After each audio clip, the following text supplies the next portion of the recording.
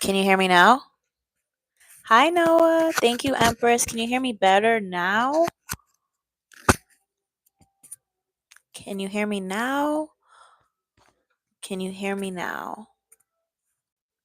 Yes or no? Please let me know in the chat. Okay. I'm assuming that you guys. Okay. Perfect. So let me turn this other one off. Hey, Nando. Hey, Rajo. Thank you guys so much for coming to the live. Okay, I'm turning this one off. May need to charge it. Okay, well, let me go ahead and restart everything that I was just saying to you guys. Okay, so oopsie daisy. Let's go ahead and get back to what I was talking about. Please help us get to the road of 200 subscribers, guys. So please subscribe if you vibe. Can you hear me now? Hey guys, how you doing? Okay, perfect. So, Law 41. Avoid stepping into a great man's shoes. Judgment. What happens first always appears better and more original than what comes after. If you succeed a great man or have a famous parent, you will have to accomplish double their achievements. Perfect. Double their achievements to outshine them. Do not get lost in their shadow or stuck in the past, not of your own making. Establish your own name and identity by changing course, slay the overbearing father, disparage his legacy, and gain power by shining in your own way. Thank you, Rajo. And thanks, guys, for joining the live and coming back, guys. Thank you so much. Okay, so let's get ahead and get into the transgression of the law. When Louis XIV died in 1715 after a glorious 55-year reign, all eyes focused on his great grandson and chosen successor, the future Louis XV. Would the boy, only 5 at the time, prove as a great leader as the Sun King? Louis XIV had transformed the country on the verge of a civil war into the preeminent power in Europe. Aww. All right, let me do it.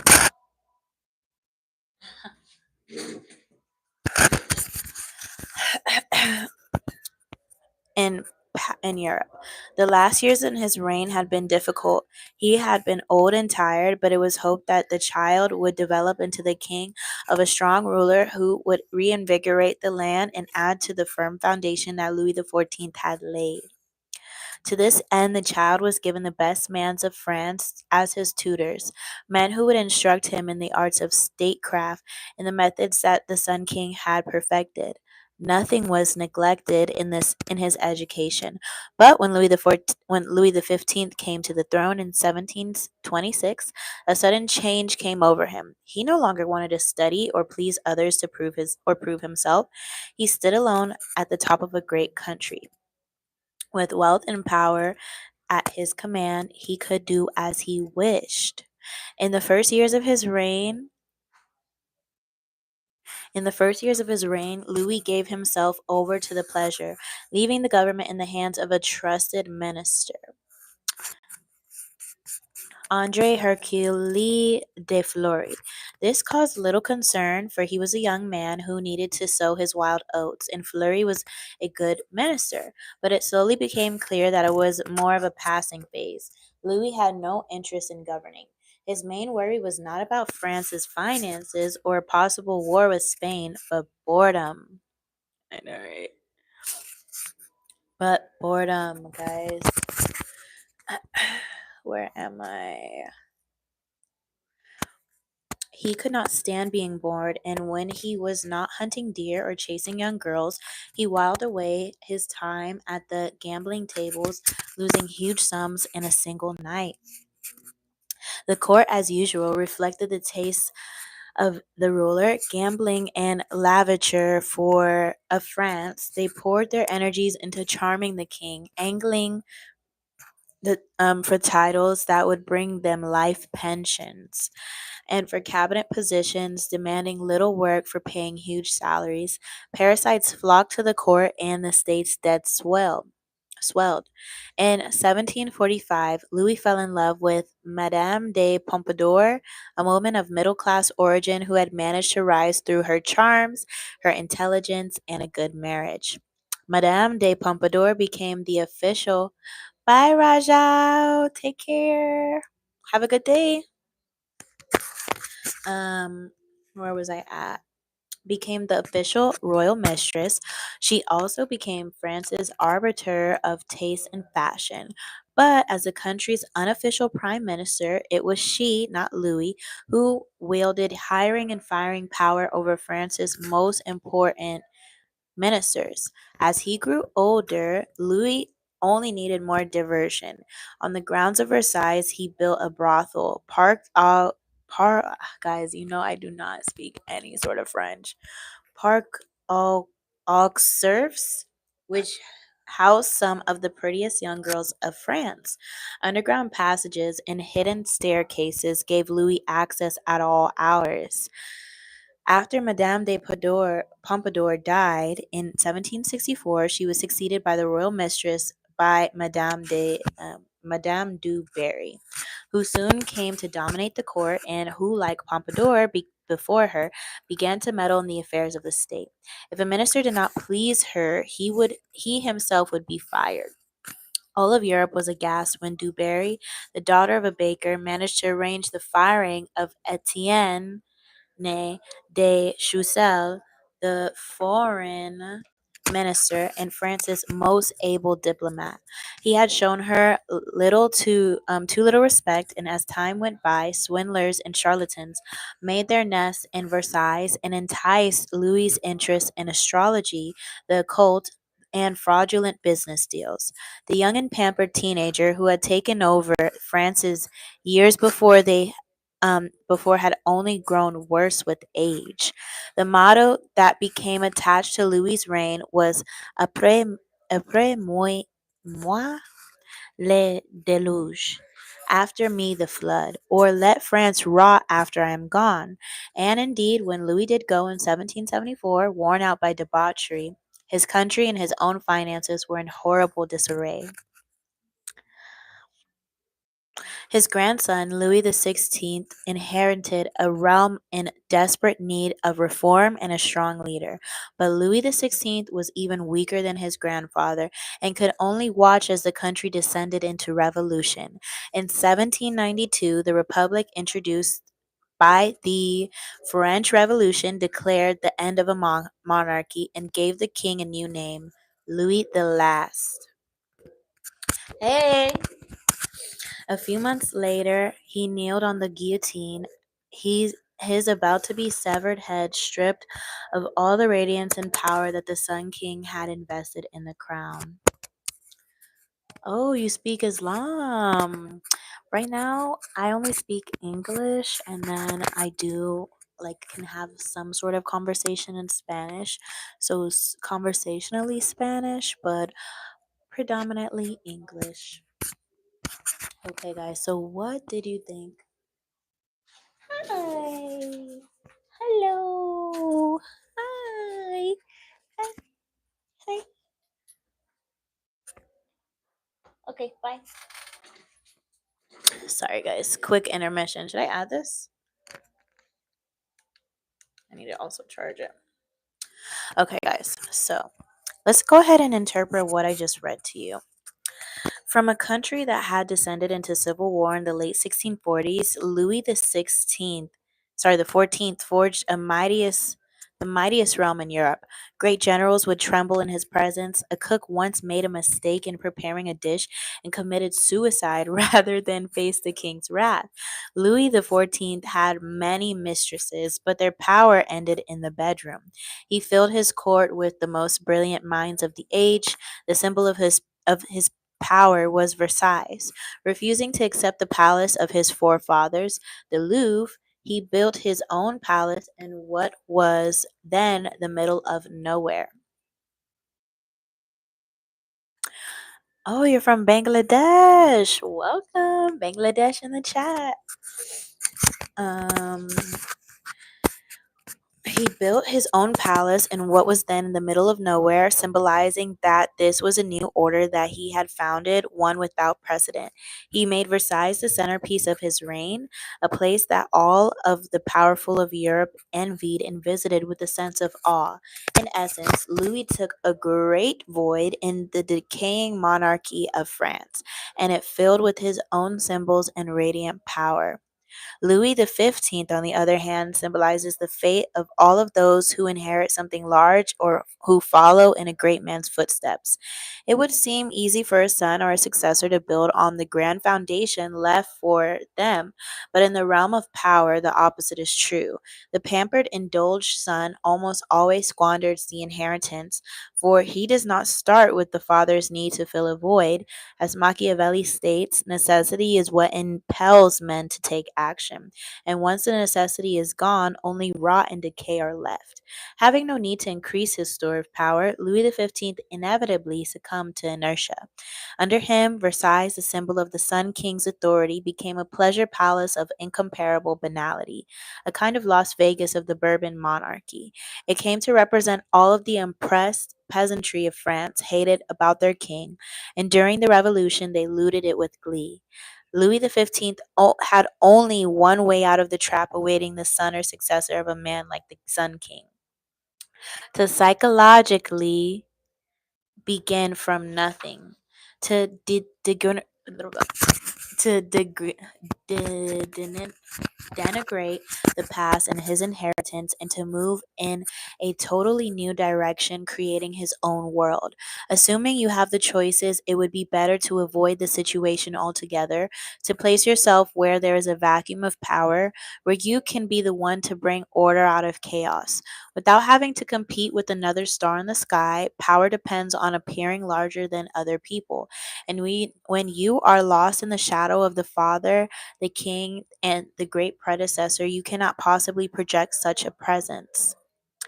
But when they began to make sovereignty hereditary, the children quickly degenerated from their fathers, and so far from trying to equal their father's virtues, they considered that a prince had nothing else to do than to excel all in the rest of his idleness, indulgence, and in every other variety of pleasure.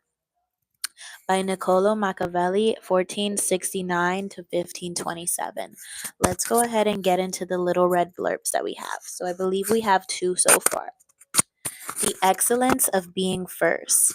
Many would have shone like the very phoenix in their occupations if others had not preceded them. Being first is a great advantage, with eminence twice as good. Deal the first hand, and you will win the upper ground. Those who go first win fame by right of birth, and those who follow are like second sons, contenting themselves with the meager portions. Solomon opted wisely. Okay, Google. Okay. All right. Bye, Rajo. Solomon opted wisely for pacifism. Yielding warlike things to his father by changing course, he found it easier to become a hero. And our great Philip II governed the entire world from the throne of his precedence, astonishing the ages. If unconquered father was the model of energy, Philip was a Pargem of prudence. This sort of novelty has helped the well advised win a place in the role of the great without leaving their own art. The ingenious leave the common path and take, even in professions grave with age, new steps towards eminence. Horace yielded epic poetry to Virgil and marshaled the lyric to Horace. Terence opted for comedy and Perseus for satire, each hoping to be the first in his genre.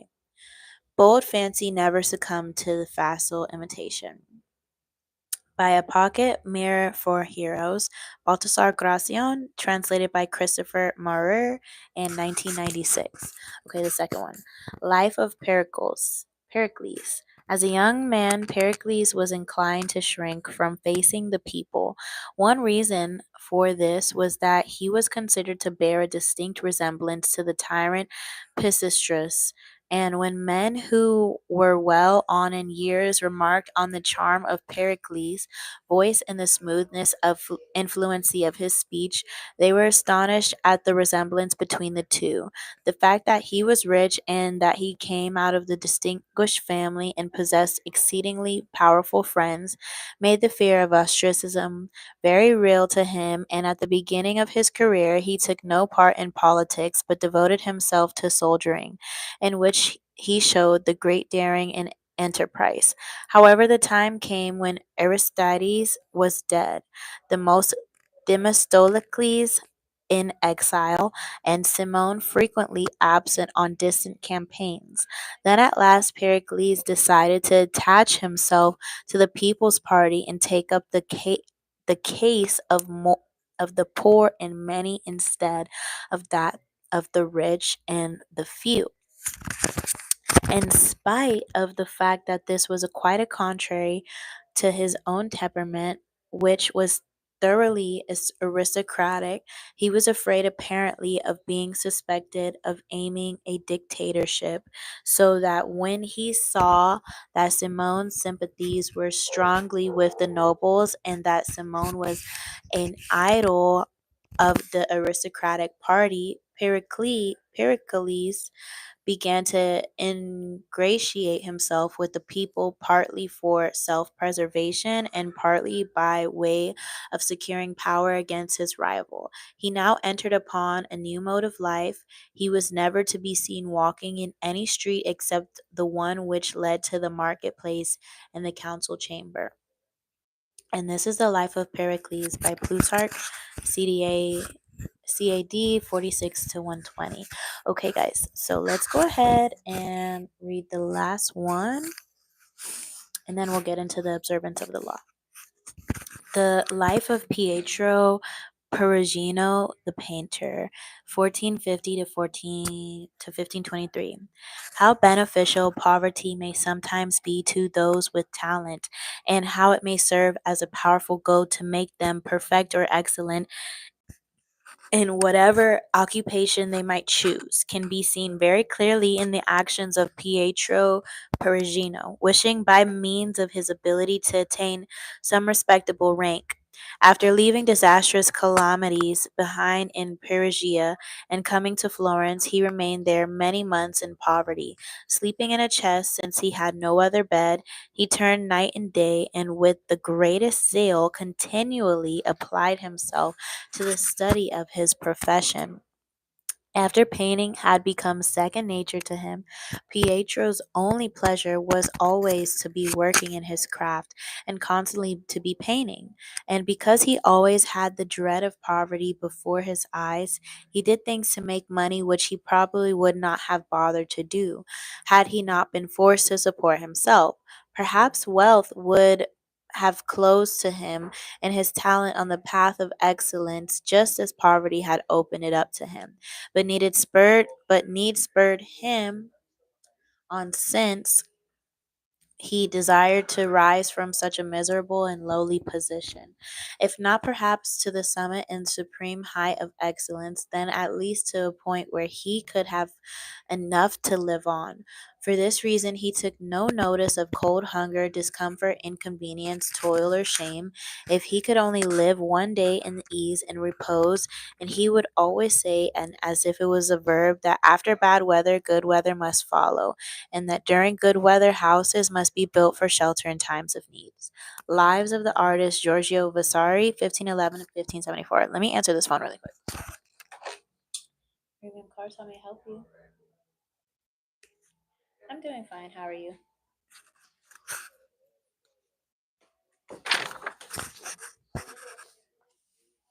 Uh huh.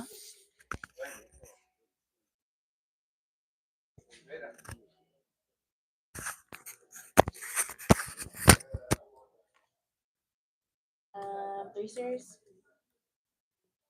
Are you talking about the three series? Are you located near Miami or Orlando? Near Miami. Let me go ahead and just double check and make sure that it's not available and it hasn't been sold.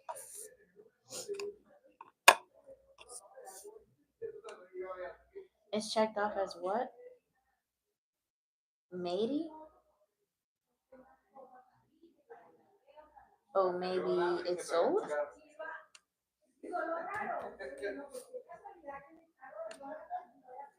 Okay, so we have two.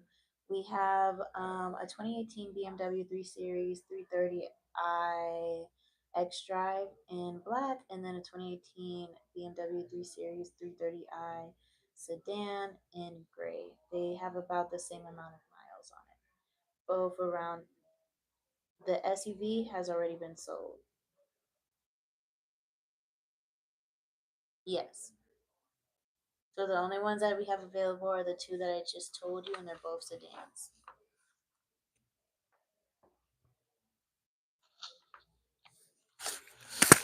Um, like BMW, the only two that we have are the ones that I just told you, the 3 Series, the 2018 in gray, and then the 3 Series 2018 in black. The other one has already been sold. Yeah, I'm sorry about that. What did you say? Oh, we do have an Infinity at the moment. Or is it a, let me just double check. It's a Q60. It is the, wait, sorry. It's the QX60. It is, yeah, QX60. It's a SUV. It has a third row. Yeah.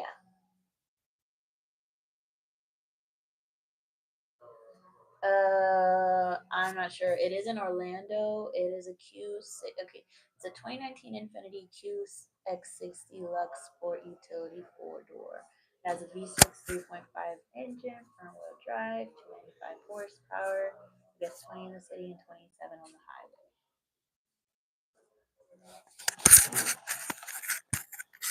What do you say? I'm sorry, you're a little muffled.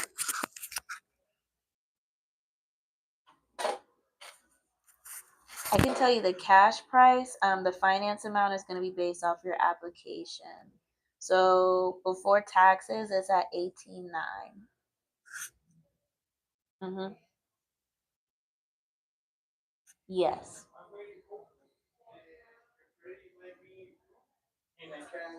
All right. Let me know. No problem. Have a good day. Bye. All right. So let's go ahead and get into the observance of the law.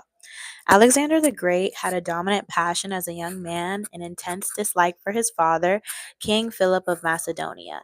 He hated Philip's cunning, cautious style of ruling, his bombastic speeches, his drinking and whoring, and his love of wrestling and other wastes of time.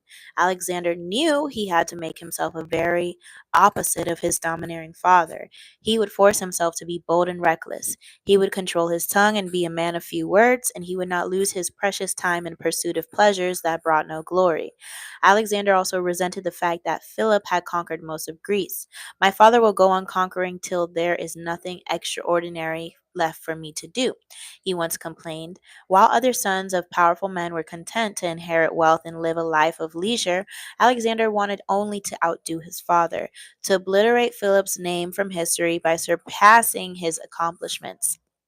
Alexander itched to show others how superior he was to his father.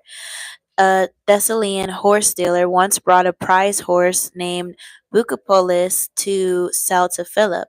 None of the king's grooms could get near the horse. It was far too savage, and Philip berated the merchant for bringing him such a useless beast. Watching the whole affair, Alexander scowled and commented, "What a horse they are losing for want of skill and spirit to manage him." When he said this several times, Philip had finally had enough and challenged him to take on the horse.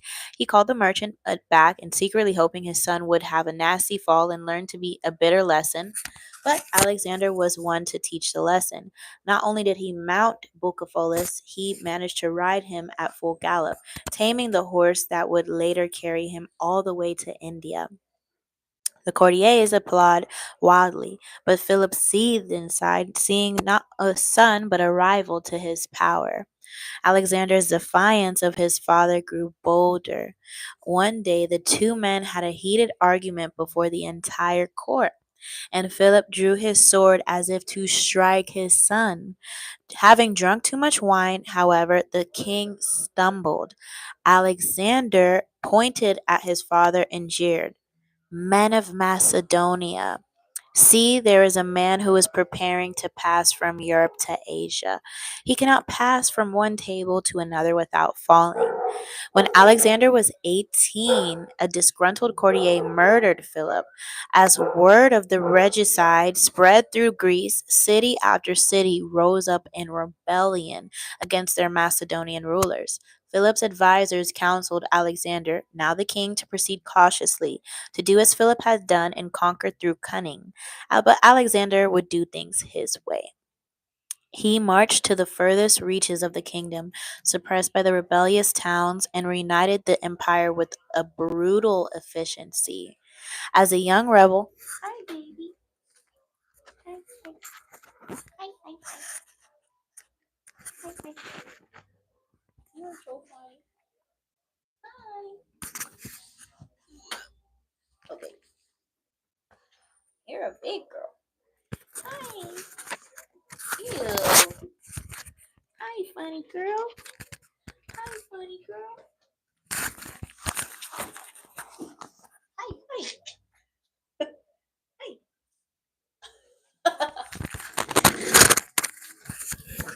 Okay, but Alexander would do things his way. He marched to the furthest reaches of the kingdom, suppressed the rebellious towns, and he reunited with the empire with brutal efficiency.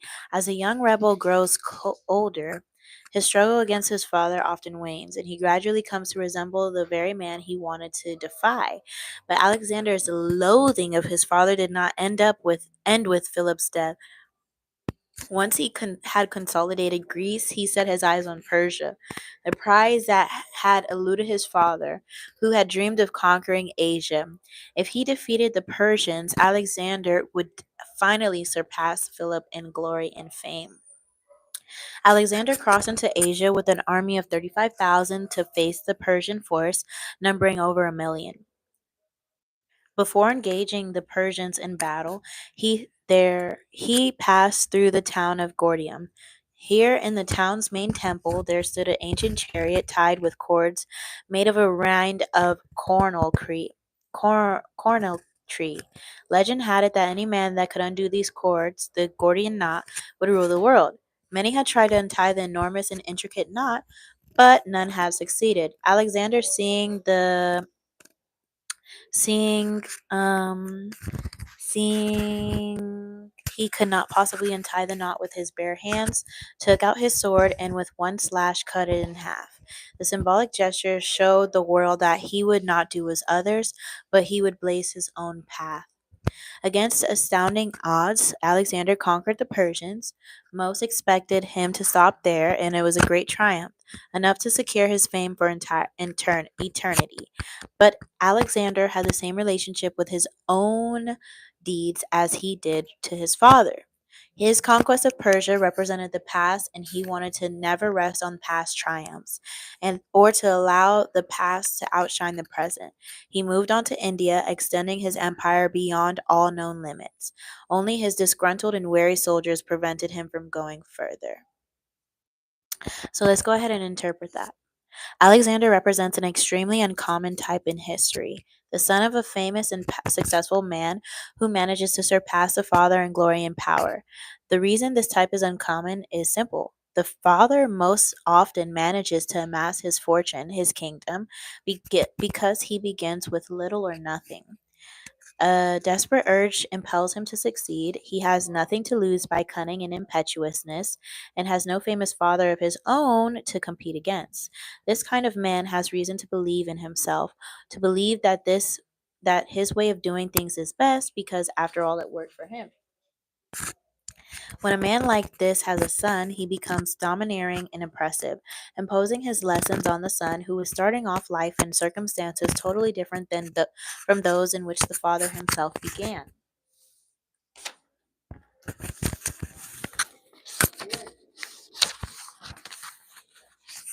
Instead of allowing the son to go in a new direction, the father will try to put him in his own shoes, perhaps secretly wishing the boy will fail, as Philip wanted to see Alexander thrown from Bucephalus. Fathers envy their sons' youth and vigor. After all, and their desires to control and dominate, the sons of such men tend to become cowed and cautious, terrified of losing what their fathers have gained. The son will never step out of the father's shadow unless he adopts the ruthless strategy of Alexander. Disparage the past, create your own kingdom, put the father in the shadows instead of letting him do the same to you.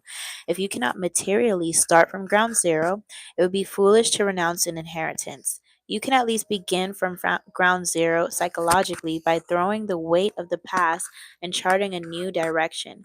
Alexander instinctively recognized that privileges of birth are impediments to power. Be merciless with the past, then, not only with your father and his father, but with your own earlier achievements. Only the weak rest on the laurels and dote on past triumphs. And in the game of power, there is never time to rest. Okay, guys, so let's go ahead and read the next little red blurb. Okay, the problem of Paul Morphy. The slightest acquaintance with chess shows one that it is a play substitute for the art of war, and indeed it has been a favorite recreation of some of the greatest military leaders, from William the Conqueror to Napoleon.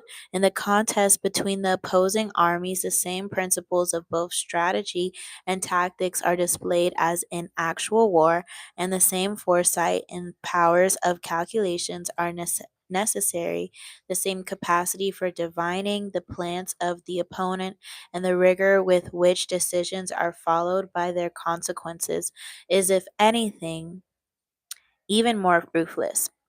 More than that, is a plain that the unconscious motive actuating the players is not the mere love of pugnacity characteristic of all competitive games, but the grimier one of the father murderer. Oh my god. It is true that the original goal of capturing the king has been given up, but from the point of view of the motive that there is, except in respect of crudity, not appreciable change in the present goal of sterilizing him in immobility, checkmate means literally the king is dead. Our knowledge of the unconscious motivation of chess playing tells us what it represented could only have been the wish to overcome the father in an acceptable way. It is no doubt significant that 19th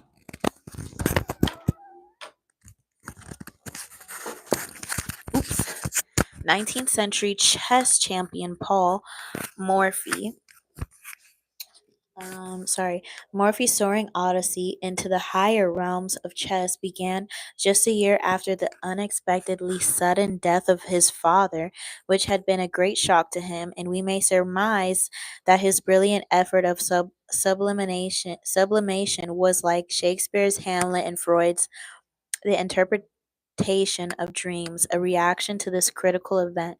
Something should now be said about the reception of Morphy's success met with, for they were of such a kind as to raise the question whether his subsequent collapse may not have been influenced through his perhaps belonging to the type that Freud has described under the name of DM Erfolgsschwerten, those wrecked by success. Couched in more psychological language, was Morphy affrighted at his own presumptuousness when the light of publicity was thrown on his great success? Freud has pointed out that people who break under the strain of too great success do so because they can endure it only in imagination, not in reality. To castrate the father in the dream is very different matter from doing in reality. The real situation provokes the unconscious guilt in its full force, and the penalty may be mental collapse. The problem of Paul Morphy, Ernest Jones. I honestly have not understood any of these little red blurbs today, so I'm just being honest. Okay, guys. Keys to power. In many ancient kingdoms, for example, Bengal and Sumatra, after the king had ruled for several years, his subjects would execute him. This was done partly as a ritual of renewal, but also to prevent him from growing too powerful. For the king would generally try to establish a permanent order at the expense of other families and of his own sons. Instead of protecting the tribe and leading it in times of war, he would attempt to dominate it. And so he would be beaten to death or executed in an elaborate ritual. Now that he was no longer around for his honors to go in his head, he could be worshipped as a god. Meanwhile, the field had been cleared for a new and youthful order to establish itself. The ambivalent, hostile attitude towards the king or father figure also finds expression in legends of heroes who do not know their father. Moses, the archetypal man of power, was found abandoned among the bulrushes and never knew his parents. Without a father to compete with him or limit him, he could attain the heights of power. Hercules had no earthly father. He was a son of the he was a son of the god Zeus. Later in his life, Alexander the Great spread the story that the god Jupiter Ammon had sired him, not Philip of Macedon. Legends and rituals like these eliminate the human father because he symbolizes the destructive power of the past. The past prevents the young hero from creating his own world. He must do as his father did. Even after the father is dead or powerless, the hero must bow and scrape before his predecessor and yield to tradition and precedent. What had success in the past must be carried over to the present. Even though circumstances have greatly changed, the past also weighs down the hero down with an inheritance that is he is terrified of losing, making him timid and cautious. Power depends on the ability to fill a void, to occupy a field that has been cleared of the dead weight of the past. Only after the father figure has been properly done away with will you have the necessary space to create and establish a new order. There are several strategies you can adopt to accomplish this. Variations on the execution of the king that disguise the violence of the impulse by channeling it in socially acceptable forms. Perhaps the simplest way to escape the shadow of the past is simply to belittle it. Playing on the timeless antagonism between the generations, stirring up the young against the old, for this you need a convenient older figure to pillory. Mao Zedong, confronting a culture that fiercely resisted change, played on the suppressed resentment against the overbearing precedents of the venerable Confucius in Chinese culture. John F. Kennedy knew the dangers of getting lost in the past. He radically distinguished his presidency from that of his predecessor, Dwight D. Eisenhower, and also from the preceding decade in the 1950s, which Eisenhower personified. Kennedy, for instance, would not play the dull and fatherly game of golf, a symbol of retirement and privilege, and Eisenhower's passion. Instead, he played football on the White House lawn. In every aspect, his administration represented vigor and youth, as opposed to the stodgy Eisenhower. Kennedy had discovered an old truth. The young are easily set against the old, since they yearn to make their own place in the world and resent the shadows of their fathers. The distance you establish from your predecessor often demands some symbolism, a way of advertising itself publicly.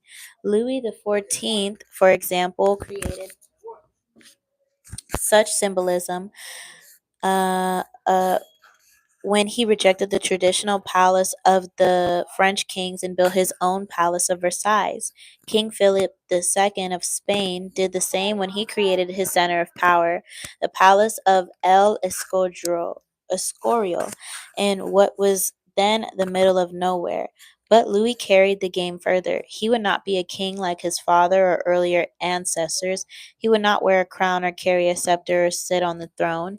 He would establish a new kind of imposing authority with symbols and rituals of his own. Louis made his ancestors' rituals into laughable relics of the past. Follow his example. Never let yourself be seen as following your predecessor's path. If you do, will If you do, you will never surpass him. You must physically demonstrate your difference by establishing a style and symbolism that sets you apart. The Roman Emperor Augustus, successor to Julius Caesar, understood this thoroughly. Caesar had been a great general, a theatrical figure whose spectacles kept the Romans entertained, an international emissary seduced by the charms of Cleopatra, a larger than life figure. So Augustus, despite his own theatrical tendencies, competed with Caesar not by trying to outdo him, but by differentiating himself from him. He based his power on the return to Roman simplicity and austerity of both style and substance. Against the memory of Caesar's sweeping presence, Augustus posed a quiet and manly dignity. The problem with the overbearing predecessor is that he fills the vistas before you with the symbols of the past. You have no room to create your own name. To deal with this situation, you need to hunt out the vacuum. Those areas in culture that have been left vacant in which you can become the first and principal figure to shine. When Pericles of Athens was about to launch a career as a statesman, he looked for one thing that was missing in Athenian politics.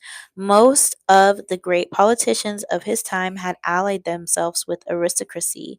Indeed, Pericles himself had aristocratic tendencies, yet he decided to throw in his hat with the city's democratic elements. The choice had nothing to do with his personal beliefs, but it launched him on a brilliant career. Out of necessity, he became a man of the people.